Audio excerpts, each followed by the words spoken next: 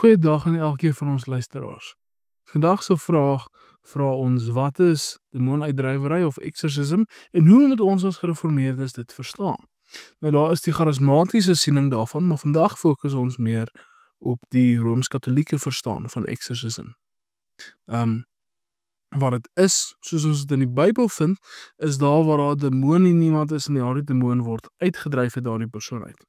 Maar die Rooms-Katolieke verstaan daarvan is baie vas aan hulle tradisie, baie vas aan sommige rituele wat jy moet voer om daardie demone uit te dryf. Waar ons in die Bybel eintlik net sien dat die demone uitgedryf word deur gebed. So as gereformeerdes moet ons exorcism verstaan in die sin van daar is demone teenwoordig in die lewe van die gelowige en die lewe van die ongelowige. En soos ons laas gehoor het, kan 'n demoon net iemand in besit neem as die Heilige Gees nie in hulle is nie. So 'n gelowige kan nie deur 'n demoon in besit geneem word nie. Demoon kan hulle tuister, maar die demoon kan nie hulle oorneem nie. En so moet ons nou verstaan dat daar waar dat demone uitgedryf behoort te word, leer die Bybel ons dat ons dit nie deur ons eie krag doen nie, maar dat ons dit doen deur die krag van Christus, in die naam van Christus. En daarom bid ons dat deur Christus sal daardie demoon uitgaan. Ons bid dit in die naam van Christus, nie in die naam van onsself nie.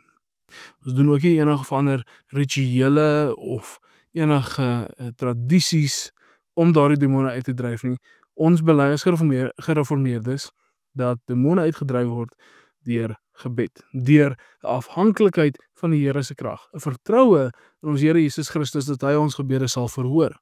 Nie in heilige water of enige rympies wat opgesê word nie, of deur enige kruise uit te steek en 'n mantra te op te noem en voort te gaan met daardie mantra opnoem nie. Ons glo dat deur gebed en vertroue in ons Here Jesus Christus dat hy ons gebed sal verhoor, word daardie demoon uitgedryf. So is nie aan ons eie krag of enige tradisies wat demone uitgedryf word nie, maar ons alleenlik in ons Here Jesus Christus wat daardie demone uitgedryf word.